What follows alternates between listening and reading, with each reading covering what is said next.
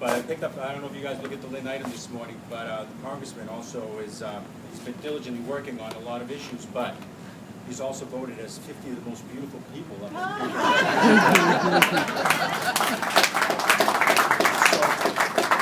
So my wife saw that and said, you better wear your good tie. Can you guys hear me? No. Does this work? We have a battery issue, that's what it is. So speak up for a minute while I can do that. Speak up. Can you hear me? No? You just hold it right here. Small mic. How about this? Can you? Oh, yeah. I guess they're going to work the bag. So, can you hear me now? We can. Yes. So first of all, thank you very much. Thank you for the introduction. That was about a month ago or so. We had the roast beef sandwich. I've been trying to work it off ever since. And it's a pleasure to be here back in Lynn. You know, a lot of people ask, is Lynn really your priority? Let me tell you, I met with the Salem Partnership last week, and I told them Lynn is my priority. So I'm very honest. This is, it doesn't mean that the rest of the district isn't important, but I think that a strong Lynn is good for the entire 6th district. And I think this is a good place to start. So we are working hard to do some economic development here, to bring people together. You know, I'm not taking the attitude that I'm going to come in with all the great ideas and my office is just going to figure everything out.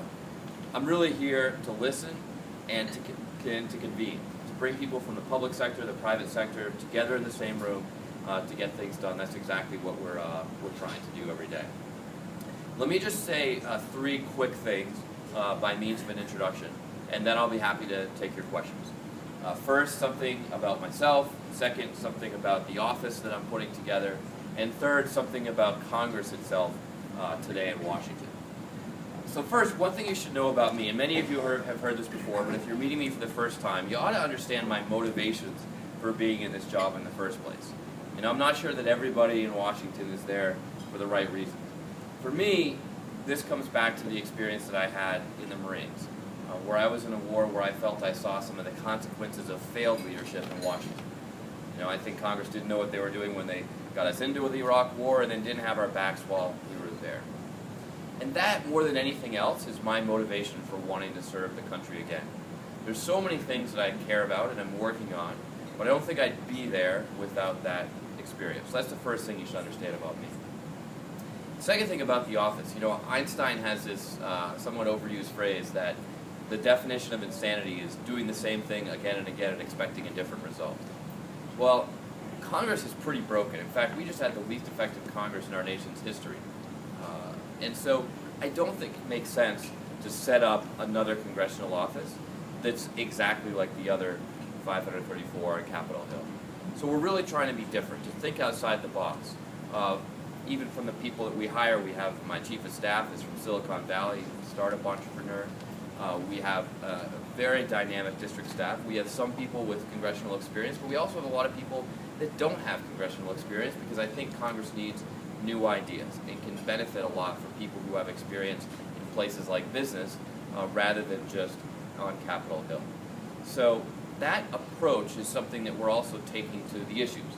And a good example, just a little farther north of here, is the Gloucester fishing crisis, where rather than just take the side of the fishermen or take the side of the environmentalists, we said, look, at the end of the day, you're actually after the same thing. You want a sustainable fishery. So let's talk about the science that can get us to a sustainable fishery, rather than all the emotions around the fishermen and the environmentalists and jobs and fish and everything else. And with that approach, we actually got NOAA to change their regulations for the first time that anybody can remember.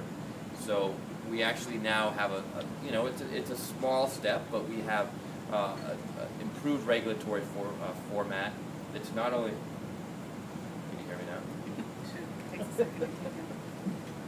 Can you hear me now? I'll see if it comes on. Well, we now have a format that's not only better for the fishermen, but also better for the fish. And so we are trying to think a little bit differently in the work that we do. And I hope you'll see that when you come into the office. Third, a quick comment about Congress itself. You know, a lot of people ask me what surprises you the most about Capitol Hill. And I'd have to say it's the institutional partisanship, the degree to which Republicans and Democrats literally don't even meet each other if you don't go out of your way. All the meetings are by party, all the events, all the social hours. And then we have to run back to the district on the weekend, or else we get hammered for just hanging out in Washington, D.C. And as a result, you don't get to meet and get to know your colleagues that you might work with. So what I've done to try to counter that is to develop personal relationships with certain Republicans. So I've reached out, I've taken them out to lunch, out to dinner, gone on runs around the mall, and through that process I've gotten to know some people. And a good example is Steve Russell of Oklahoma. Now if you look at Congressman Russell's profile, he's very conservative.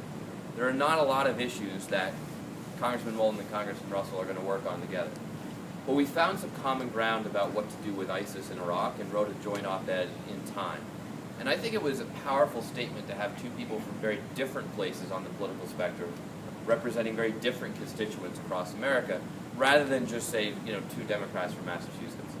So I'm trying to take that approach. He actually, he and I were down at Fort Benning more recently, watching the first women go into Ranger School. And as we're driving around the base in an Army van, he says to me, you know, we really ought to work on comprehensive immigration reform. And I had to ask him again, what did you just say, Steve? He is a conservative Republican from Oklahoma. If I had asked my staff to go find a Republican to work with on comprehensive immigration reform, he would have been near the bottom of the list. He does not fit the profile of someone who would be supportive of that. But he is. And I never would have known that we might cooperate there professionally if I hadn't had that personal relationship. So that's a small thing that I'm trying to do on Capitol Hill to get to know Republicans. The bill that I passed unanimously out of committee and then through the House was a bipartisan bill. And I worked with a fellow freshman, a Republican from Florida, to get that passed.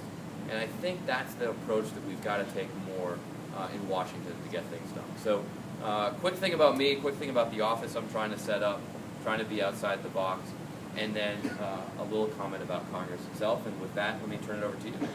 And does this make any difference whatsoever? This is like that's the definition of insanity, right?